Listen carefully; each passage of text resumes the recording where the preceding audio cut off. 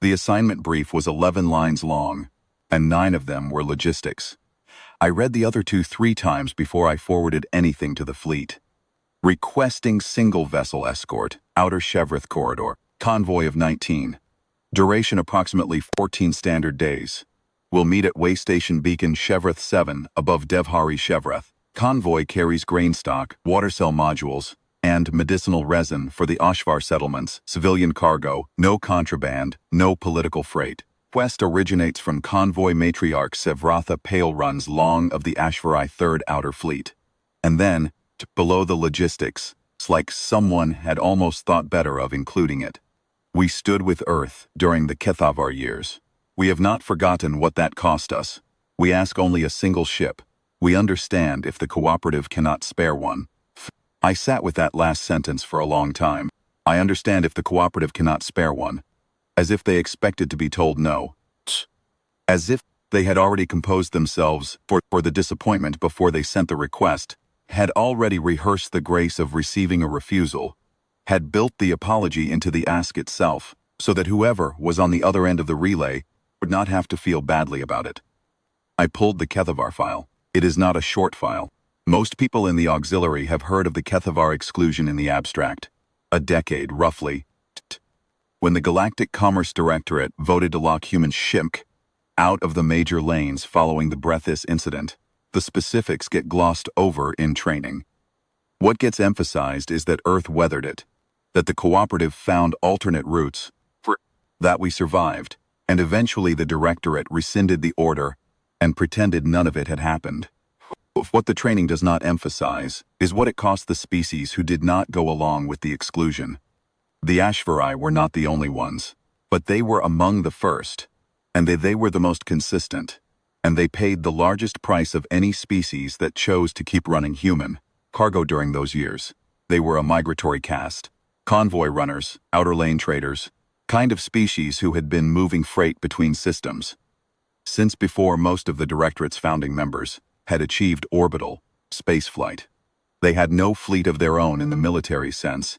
They had convoy families, collections of 19 to 30 vessels, each family a multi-generational unit, the matriarch's ship at the head, the young pilots learning the lanes in the rearmost craft, the repair tenders, and the medical runners tucked in the middle of the formation where the cover was thickest. 3 generations might work the same corridor run. A matriarch might retire in the same ship she had learned to navigate as a juvenile, granddaughter taking the helm of the rearmost vessel on the matriarch's last run before the succession. During the Kethavar years, HFY convoy families were destroyed, not lost, not forced to turn back. Destroyed. 2 of them by Kethavar enforcement vessels in what the Directorate logged as interdiction events, and 1 by a Breathis faction raider that had been given implicit clearance to operate in the outer lanes, because the Directorate had tacitly decided that anything keeping human-adjacent shipping away from their corridors was acceptable collateral. 141 HFY dead across those 3 families. Matriarchs, pilots, engineers, navigators on their 3rd season, children old enough to be learning the lanes, but not yet old enough to have run their first solo corridor approach. They kept running human cargo anyway, not the same families, obviously, but the convoys kept coming. The HFY Outer Council met 3 times during the Kethavar decade, and 3 times they voted to continue. The reasoning recorded in their council logs was not complicated. Humans had traded fairly with us. For 40 years, they had honored their contracts. They had never tried to claim our lanes or crowd our families out of corridors. We had run since before they knew what a transit beacon was. The Kethavar asked us to abandon them because it was politically convenient. We do not abandon our trading partners because it is politically convenient. 141 dead, and they kept running human cargo. I closed the file and sat for a moment, looking at nothing in particular.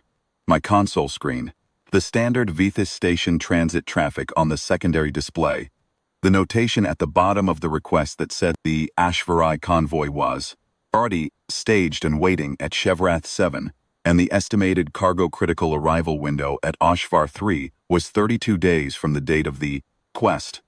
I thought about what it had taken to write that request. Not the logistics, which were straightforward. Convoy matriarchs write logistics in their sleep.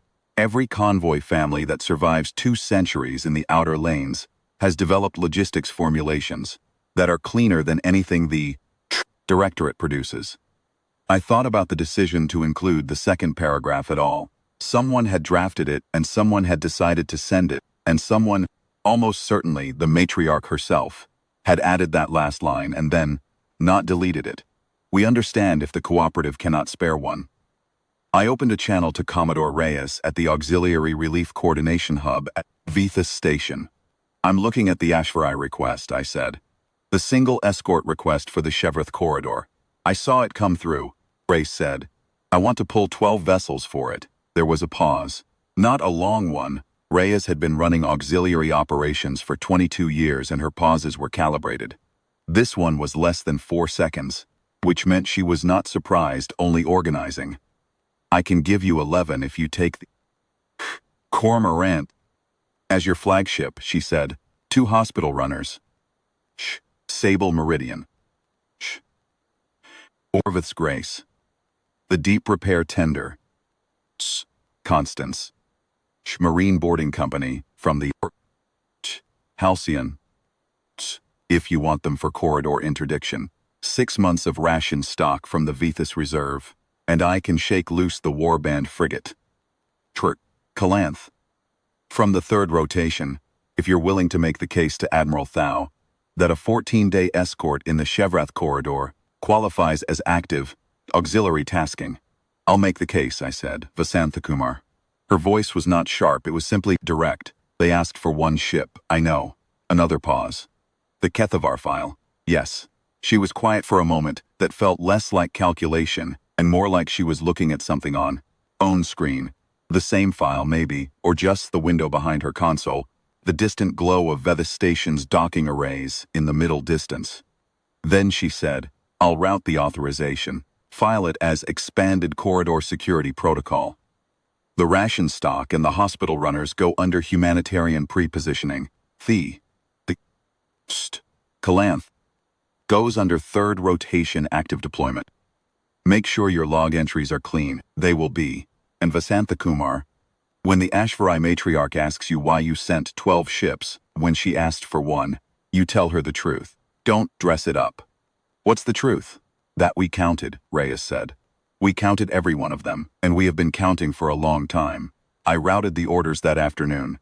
We staged out of Vithius 2 days later." Cormorant is a logistics and command vessel, not large by military standards, but well appointed for coordination work, with a command deck that gives a clear view forward, and sensor arrays, good enough to track a 19-ship convoy across a crowded drift corridor without losing anyone in the scatter. My crew of 41 had run 6 previous auxiliary assignments together, and they had the particular quality I valued most in this work. They knew when to be efficient and quiet, and when being efficient and quiet was, itself a kind of statement. I briefed them on the HFY situation during the transit to Chevrath. Not the operational details only, those were already distributed to the department leads, but the full history, the Kethavar file, the 3 destroyed families, the names where we had names. Some of my crew had known pieces of it. Most had not known the whole shape. I watched their faces while I talked, and what I saw was not the particular expression of people receiving historical information. It was closer to the expression of people understanding, for the first time, the exact weight of what they had signed up to do and who had made it possible for them to do it. One of my junior navigation officers, Ensign Calvarez, asked afterward why no one had told them this during auxiliary training. I said I didn't know. I thought probably the people who designed the training assumed the history was well enough known. Or possibly they thought it would seem like recruitment material. Manipulative, designed to make recruits feel that the stakes were higher than they were. I told him I thought that was a mistake. I thought the people who were going to do this work deserved to know exactly what the work was built on. Not to carry the history as a burden, to understand that there had been a cost, and that other species had paid it willingly when they did not have to, and that the auxiliary was, in some real sense, the answer to that. He nodded and went back to his station and did not say anything else. For the rest of the transit, his shoulders had a quality to them that I had noticed in experienced auxiliary personnel. A certain settled weight, not grim, not burdened, just present and deliberate. Like a person who knows precisely what they are carrying and has decided it is worth carrying. The other 10 vessels ran in loose formation with us. The Calanth held rear position, which was standard for warband frigates on escort duty, visible to anyone tracking our formation from behind, which was the point. The 2 hospital runners flanked the central corridor. The Constance ran ahead on a loose survey track, cataloging corridor hazards and running advanced beacon checks. The Marine Company aboard the Halcyon ran drills during the transit days, which they would have done regardless of the mission profile, but there was a particular attentiveness to those drills that I noted in the daily reports. Not tension, attentiveness. The quality of people who understand exactly what they are present for. We reached the Shevrath Drift on the 14th day of transit. Devhari Shevrath is a gas giant of the amber-banded variety. The atmospheric layers that face the corridor lit a deep honeyed gold when we came out. Transit. The kind of light that seems almost warm even in hard vacuum, that makes the sensor arrays pick up a slightly false reading on temperature for the first few seconds before they recalibrate to the actual ambient. The effect is known to every pilot who runs the outer lanes through this part of the drift, and most of them note it in their logs with some variation of the same language. There is a warmth to Devhari Shevrath that is not meteorological, that the instruments cannot account for, that seems to belong to the light itself. The waystation beacon Shevrath 7 hung at the inner edge of the drift, a small installation, old, showing the particular wear pattern that comes from decades of use by convoy traffic that does most of its own maintenance. It was functional. It had been functional for a long time. The HFY convoy was already there. 19 vessels in a holding pattern around the beacon, spaced in the HFY manner. Close enough for quick docking if needed, spread enough that each ship had clearance lanes on all sides. I'd looked at images of HFY convoy formations in the mission files, but seeing one person was different from the imagery. There was an organic quality to the spacing, something between a flock and a formation. The way the convoy repped slightly inward at the edges, as if the outermost ships were keeping their neighbors within peripheral reach. Each vessel had a distinct profile. The freight haulers broad-hulled and low, the medical runner set apart with its green stripe marking, repair tender slightly wider at the stern where the equipment bay extended. The rearmost ships smaller and slightly less weathered, the newest vessels in a family that renewed itself one generation at a time. The matriarch's vessel was identifiable without the beacon transponder confirming it. It was the largest ship at the center, heavier hulled than the rest. Its running lights set to the amber and deep rust pattern that HFY convoy records indicated meant a senior matriarch with full council standing.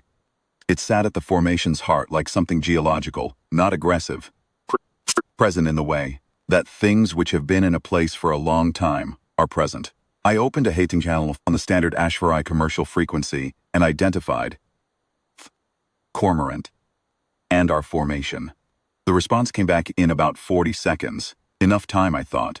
Whoever was on comm, aboard the matriarch's ship, to have looked at our sensor returns, counted our vessels, and needed a moment to recount.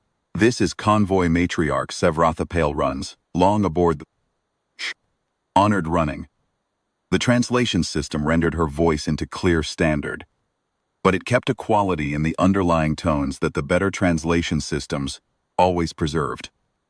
Something I can only describe as texture, the grain of a voice that has spent decades commanding an open corridor, projecting over convoy noise and engine thrum, and the particular acoustic of ships that have been running together so long they have developed their own internal weather.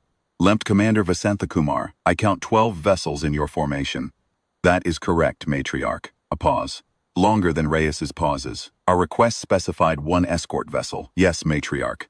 Another pause. When she spoke again, the texture in her voice had shifted in a way I had not heard before.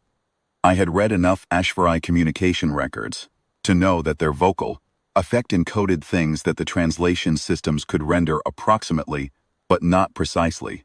The shift I was hearing now was something the records described variously as stillness underweight or the tone of a person holding something very carefully with both hands.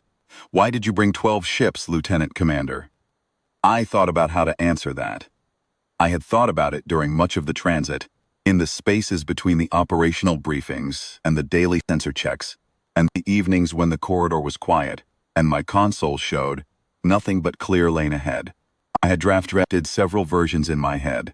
Versions that emphasized operational protocol, versions that emphasized corridor security assessments, versions that diplomatically declined to explain the decision as anything personal or historical. Reyes had told me to tell the truth. We counted, I said. The Human Cooperative Relief Auxiliary maintains historical records of the HFY exclusion. Those records include the 3 convoy families the HFY lost during that period. 141 names, where we have names. We have been counting for a long time, Matriarch. When your request came in, Commodore Reyes authorized 12 vessels, 6 months of ration stock, 2 hospital runners, a deep repair tender, a marine interdiction company, and the warband frigate for rear corridor security. If the Shepherth corridor has hazards, we would prefer to be certain your convoy gets through them. The pause this time was long enough that I watched the sensor array for any change in the convoy formation. There was none. The 19 ships held their positions, with the particular steadiness of convoy personnel, who have been well trained to keep their hands on their instruments, regardless of what is happening in the command tier. This is, I have since learned, an HFY discipline that goes back further than the Kethavar years. A convoy discipline that says, whatever the matriarch is handling, job is to hold your lane. They held their lanes. Then convoy matriarch Sevratha Paleruns long said, very quietly, and the translation system rendered it as quietly, which meant it actually was quiet, because the better systems default to matching projected affect rather than normalizing it. You counted. Yes, matriarch. Another silence. Then, Lent, Commander, we have been run allies Ausen for 230 years. In that time, I can tell you the species that have escorted our convoys through difficult corridors, and I can tell you the number of vessels those escorts typically comprised, and I can tell you that the number 12 has never appeared in that accounting. The number 12 is, she paused, and the texture shifted again, and the translation system produced a note in my earpiece that said the underlying term she used did not have a clean standard equivalent. The closest approximation was something between unprecedented and the kind of thing a grandmother tells her grandchildren because they will not otherwise believe it happened. I understand, matriarch, I said. I do not think you do. She said it without offense, without anything that read as rebuke. There was something in it that read more like an attempt at precision, at being accurate about a thing she was still in the process of understanding herself. I sent this request because my Third Fleet Council told me the Chevreth corridor has been seeing increased Vethril raider activity in the past season, and my convoy is carrying civilian cargo for settlements that need it before the long dark sets in on Oshvar 3, and I needed an escort, and I did not want to go to the Directorate, because the Directorate has not historically been. She paused, and the translation system supplied a soft note that this pause was not a communication gap, but a deliberate compression, someone choosing not to say several things. We sent to Earth because Earth has historically been reliable. I expected a frigate, one reliable frigate, and we would have been grateful for it. I know, I said.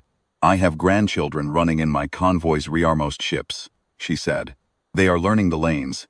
One of them, my daughter's daughter, Sevratha of the second running. She is on her first outer lane passage. She has never seen a human vessel before today. She has seen 12. Texture in the voice shifted again. She is going to spend the rest of her life telling people about this.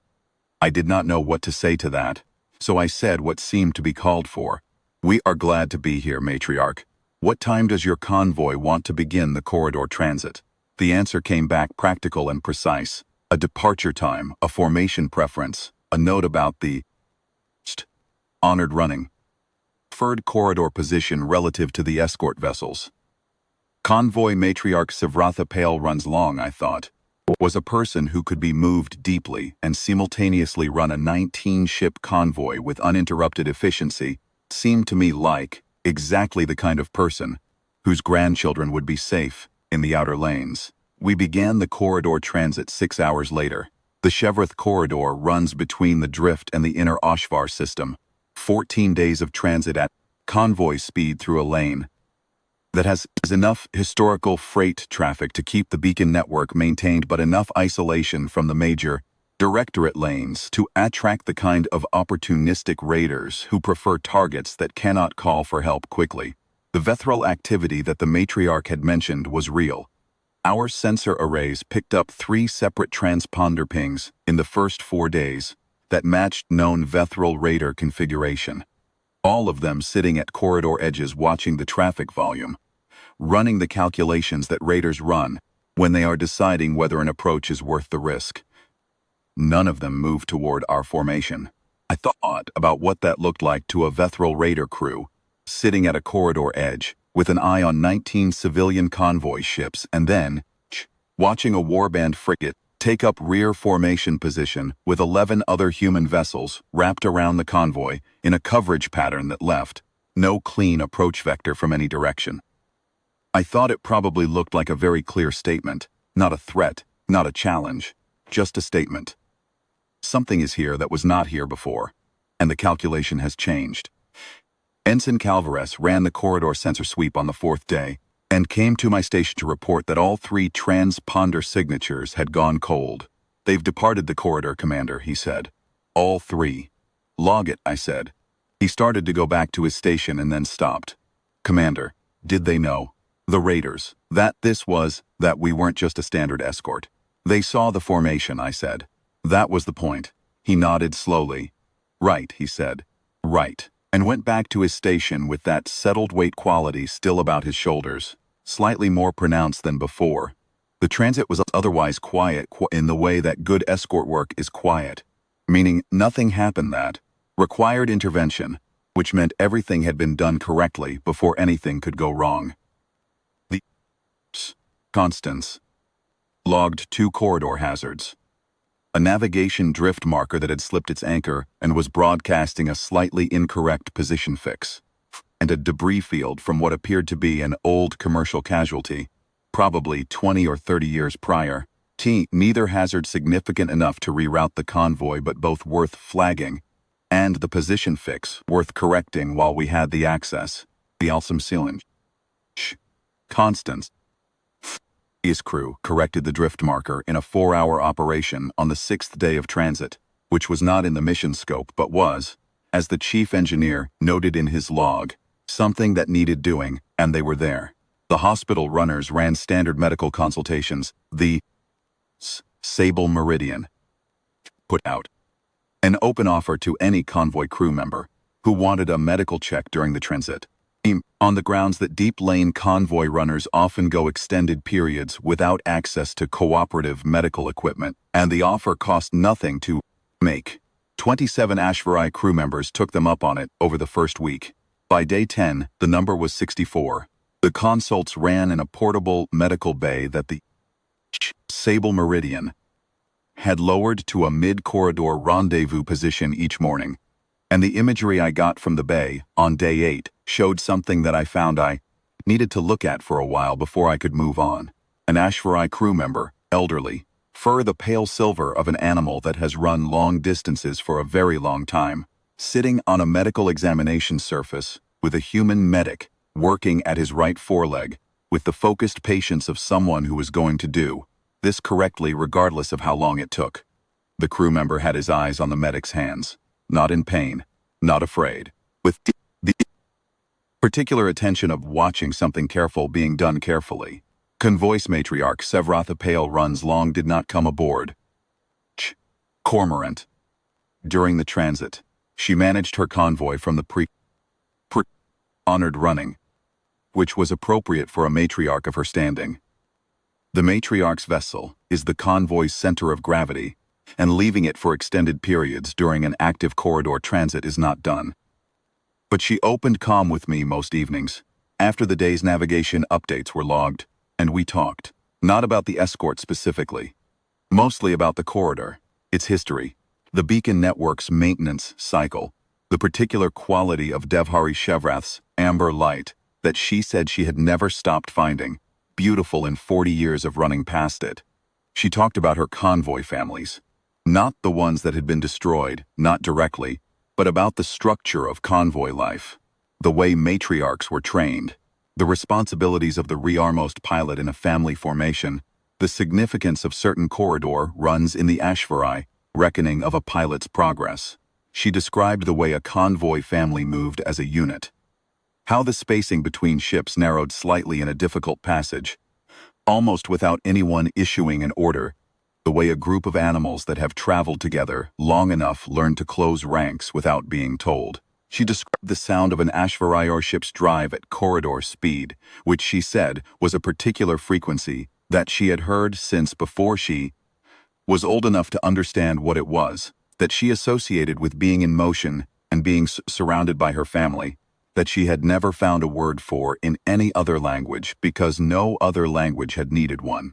She mentioned that her own grandmother had been a convoy matriarch and that her daughter was in the training period that would eventually qualify her for a matriarch's role, and that her daughter's daughter was on her first outer lane passage, and it was, she said, in a tone that the translation system simply rendered as a particular feeling that does not translate exactly. It was something to have brought her granddaughter on this specific passage. This one. I asked her, on the 8th night, why she had added that line to the request. The last line, "We understand if the Cooperative cannot spare one." She was quiet for a moment. Then she said, "Because, the last time, the 3rd Outer Fleet sent a request to the Directorate for corridor support, they told us the lane wasn't worth the escort cost. And the time before that, we went to the Shevrath Trade Alliance, and they told us they were prioritizing inner lane traffic, and our corridor was secondary to their current operational commitments. We have been running these lanes for 230 years, Lieutenant Commander, and we have learned to expect that when we ask for something the answer will be some version of. Not right now, not this convoy, not worth our while." Pause. I added that line because I did not want whoever received the request to feel obligated to refuse us more graciously than they needed to. If the answer was going to be no, I wanted it to be quick and clean. I thought that was the considerate thing. The answer wasn't going to be no, I said. I know that now. It wasn't going to be no when I read the first line of your request. Before I got to the Kethavar line. The Ashvarai 3rd Outer Fleet asked for an escort through a corridor with documented raider activity for a civilian cargo with a time-critical delivery window. That would have been sufficient to authorize at minimum a standard single-vessel response. She was quiet for a moment, and the 12 ship. The Kethavar file is thorough, Matriarch. 141 names. The auxiliary doesn't lose track of things like that. A longer pause. 3 families, she said. My grandmother's generation. I was not yet old enough to run corridor when the last of them was lost, when the 3rd family was destroyed. But I remember hearing about it. I remember the way the adults in my convoy talked about it. In the evenings when the formation was settled and the lanes were quiet. There was grief, but there was also something else. A particular kind of steadiness. They had decided something, and they were holding to it, and they were not going to be moved from it even by this. Even by that, she paused. Do you know what the Council's reasoning was in the records? They said that Earth had traded fairly with them for 40 years, and that they did not abandon their trading partners because it was politically convenient. Yes, she said, and then after a moment, we did not expect to be remembered for it. I want you to understand that clearly, Lieutenant. Commander. It was not a transaction. We did not stand with Earth because we calculated that Earth would eventually be in a position to repay the cost. We stood with Earth because it was the right thing to do. And we believed it was the right thing to do, and we were willing to hold to that even after it became expensive. Another pause. The Council records include a note from my grandmother's period. She was a junior convoy navigator then, not yet a matriarch. And she wrote in her personal log that the convoy had discussed the question of whether they were being foolish, whether the cost was too high, and the consensus was that if they stopped standing with Earth, because it had become costly, they would have to ask themselves what they actually believed. And the answer they got back would not be one they could live with. I thought about that for a long time after the call ended. The answer they got back would not be one they could live with. I wrote it in my personal log, and then sat with it, and then opened the HFY file again, and looked at the names for a while before I closed it, and went to sleep. The convoy reached the inner HFY system on the 14th day of corridor transit.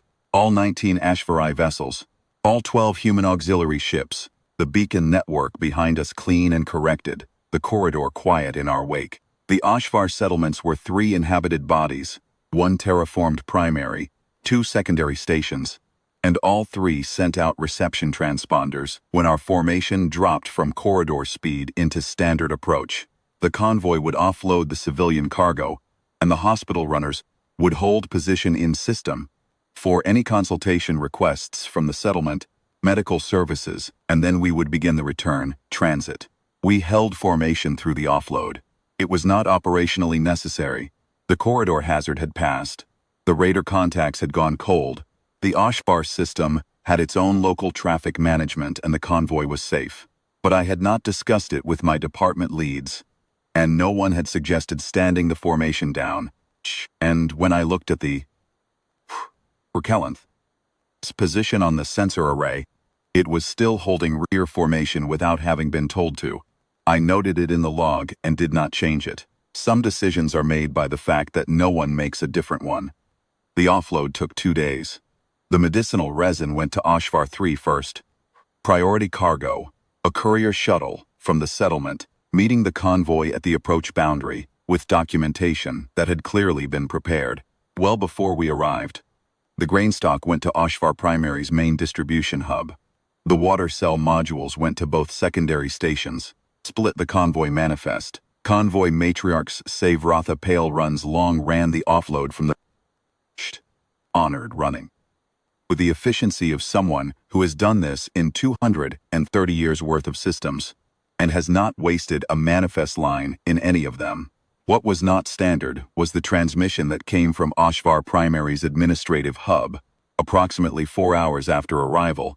A brief message directed to Cormorant, parked for my attention, from someone identified as Settlement Administrator Karavath of HFY Primary. Lempt Commander Vasanthakumar, we have heard that a human auxiliary formation of 12 vessels escorted the 3rd Outer Fleet convoy through the Shevrath corridor. We would like to formally request. I read the rest of it, then I read it again. The minister wanted to know if the Human Cooperative Relief Auxiliary had current capacity to extend its in-system presence at HFY Primary by approximately 5 standard days, because the settlement's main water reclamation facility had developed a structural fault 3 weeks earlier, and their own repair capacity was insufficient to address it, and they had submitted a request to the Directorate 6 weeks before that, and had not yet received an acknowledgement of receipt, let alone a response. I passed the message to the Constance's chief engineer and asked him whether a water reclamation structural fault was within the tender's technical scope.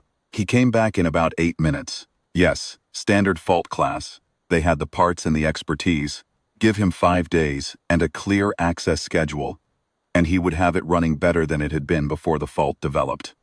He added, in a tone that was probably meant to sound professional, but came through with a particular quality, that it might be worth asking when the fault had last been properly inspected, because facilities at this distance from the main service corridors often developed secondary issues that the primary fault report didn't capture. I authorized the extended deployment and forwarded the accommodation to Administrator Karavath. Then, I sat at my station for a moment and thought about the particular way this worked.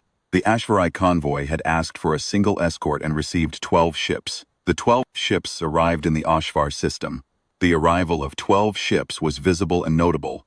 A convoy with a 12-vessel human formation is a different object in space than a convoy with a single escort frigate, different in what it suggests about what is present and available.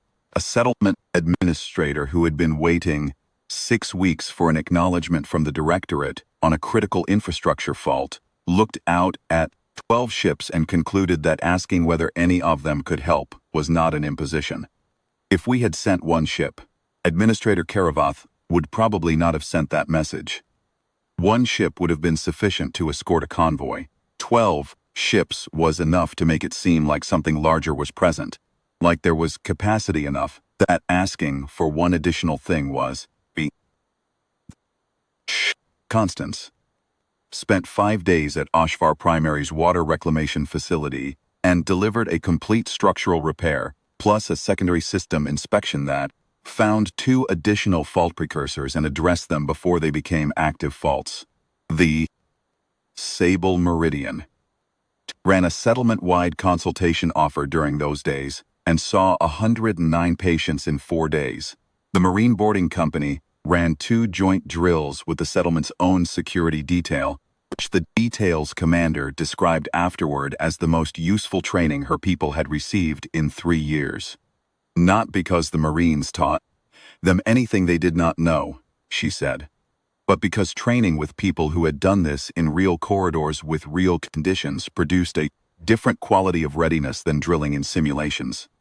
Convoy matriarch Savratha Pale Runs long sent a formal communication to Cormorant during the Oshvar in system stay. It was addressed to me but clearly intended for wider circulation, the kind of document that had been composed, care, in the formal register, with the matriarch's full title and the Third Outer Fleet's Convoy Council authentication marks, and a distribution header that included the HFY Outer Council's general address. I will not reproduce it in full here because it is long and because some of it is meant for the convoy's own records rather than for general auxiliary distribution. But the section that I marked for inclusion in the mission log read as follows, in translation. The Third Outer Fleet has run the outer lanes for 230 years. In that time, we have been escorted through difficult corridors by many species and many vessels, and we have been grateful for all of it. But we have not, in those 230 years, been met at a way station by 12 vessels for a convoy that asked for one. We have not had our grandchildren look out a viewport and count 12 human ships taking up formation around our families. We have not had a warband frigate ride our rear corridor for 14 days, so that the crews who might have moved against us saw something they decided not to approach. We have not been able to offer our settlement at the end of the passage the use of a repair tender and 2 hospital runners, and a marine training detail, and 6 months of ration preposition that we did not know we were going to receive. The Third Outer Fleet did not do anything to earn this. We stood with Earth once, because we thought it was right to stand with them, and we expected nothing for it, and we got nothing for it, and we kept standing anyway. Lieutenant Commander Vasanthakumar tells me the auxiliary has been counting. I did not know anyone was counting. I wanted in this record that we did not know anyone was counting, and that this is. The translation system placed a note here.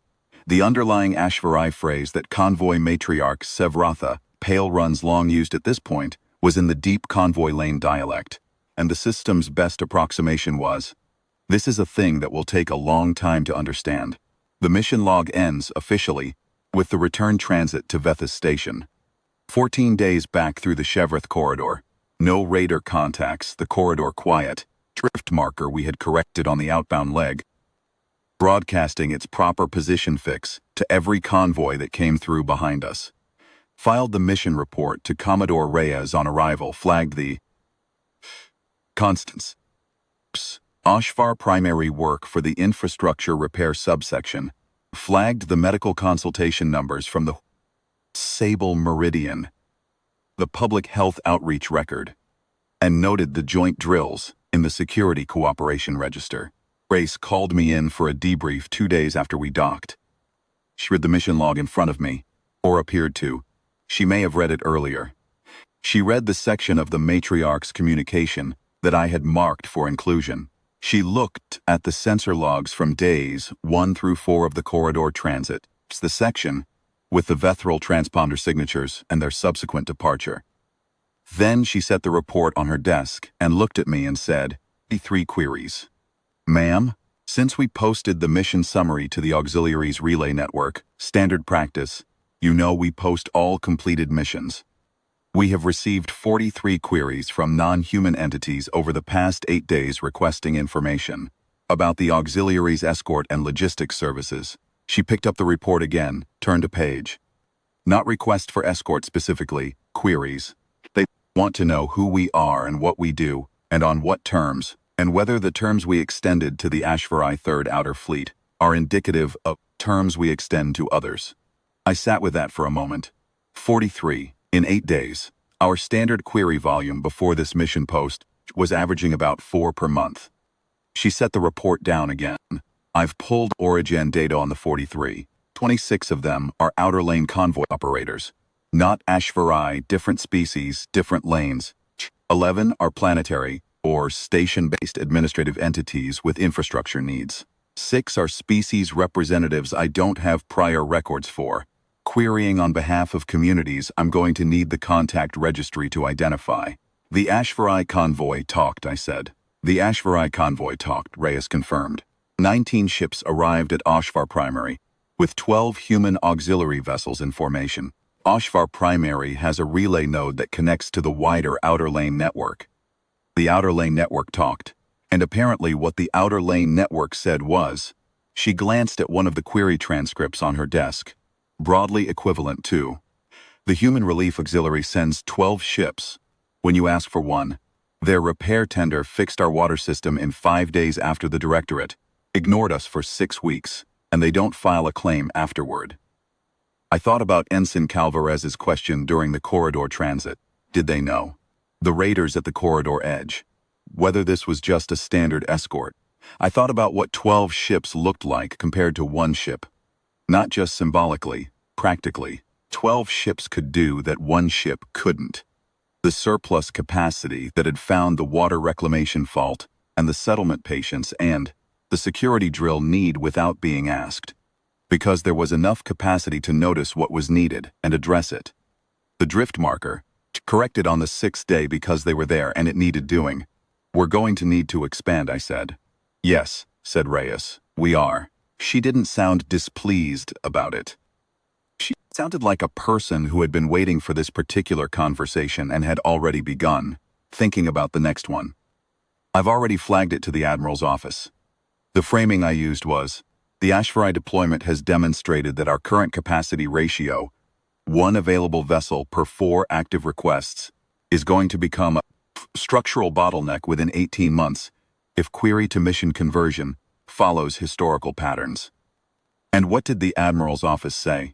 They asked me to prepare a 5-year expansion proposal. She looked at me steadily. I'm going to want you on that proposal team, Vasantha Kumar. You have a particular understanding of what this work is actually for. I thought about the Kethavar file, 141 names, the Council's reasoning in the records. We do not abandon our trading partners because it is politically convenient. I thought about a convoy matriarch sending a request with the line I understand if the Cooperative cannot spare one, because she had been told so many times by so many different species that the cost wasn't worth it, that the lane wasn't a priority, that they should try again later. I thought about her granddaughter, Savratha of the Second Running, on her first outer lane passage, watching 12 human ships take up formation around her family, and the matriarch's voice saying, she is going to spend the rest of her life telling people about this. Yes, ma'am, I said. I'll be on the proposal team. The proposal took 4 months to complete, and another 2 to receive full authorization. The 5-year expansion plan that came out of it called for a 30% increase in auxiliary vessel capacity, a new outer lane consultation program explicitly targeting species and communities with limited directorate access, and a standing pre-positioning protocol for ration stock and medical capability at 6 corridor waystation clusters, including Chevrolet 7. The HFY Third Outer Fleet was the first outer lane entity formally registered in the new consultation program. Convoy matriarch Savratha, pale runs long, sent a brief acknowledgement when the registration notice arrived.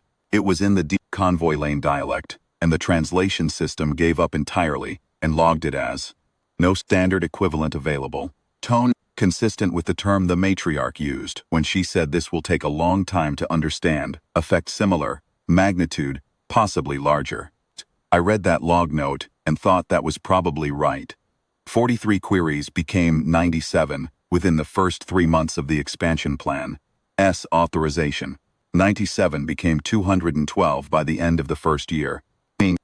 I am writing this account during the third year of the expansion program, in which the auxiliary has completed 418 missions to Outer Lane, Directorate adjacent, and previously unregistered communities, of which 396 were rated by the receiving entity as either substantially exceeding the request or exceeding all prior experience with relief entities. Convoy matriarch Sevaratha Pale runs long retired from the 3rd Outer Fleet 2 years after the Shivrath Corridor. Escort. Her daughter took the matriarch's role as had been planned and prepared for. Her granddaughter, Sevratha of the 2nd running, is, according to the convoy registration updates I receive, through the auxiliary's new Outer Lane liaison network, currently running as a junior navigator in the convoy's forward ships, still learning the lanes, still being taught the corridor patterns and the beacon network and the spacing disciplines by the senior navigators ahead of her, building the knowledge that will eventually make her a matriarch. She will tell her grandchildren about the first time she saw a human formation. She will tell them about 12 ships where one was asked for, and about the corridor that went quiet when the formation arrived, and about the matriarch who said, "This will take a long time to understand." She will tell them about the Kethavar, years, and the 141 names, and the auxiliary's expansion, and the 418 missions and all the things that followed from a single request that began with, "We understand if the Cooperative cannot spare one."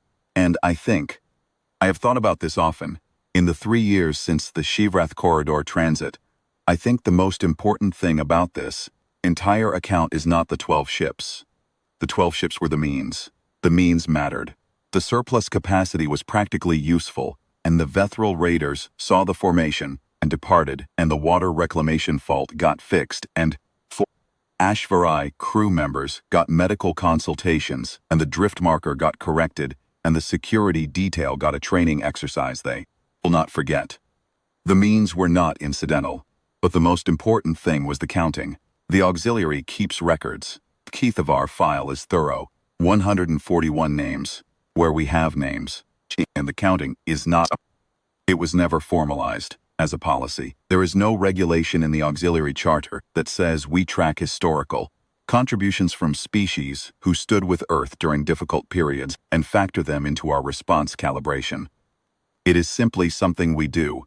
It's the people who built the auxiliary, and the people who ran it after them, and the people who run it now are, as I told the matriarch, especially good at forgetting. The HFY stood with Earth when standing with Earth cost something. They did not do it as a transaction. They did not expect to be remembered. They had, by the time they sent the escort request, composed themselves so thoroughly for the possibility of being told no that they built the apology into the ask itself, so that whoever received it would not have to feel badly about the refusal. They had been told no enough times by enough different species that they had come to treat refusal as the default condition of asking for anything. Counted. We sent 12 ships. The corridor was quiet. The convoy got through. The water reclamation system got fixed. 3 queries became 418 missions. Convoy matriarch Sevratha, Pale, Runslong's granddaughter, is learning the outer lanes. Shh. We are still counting.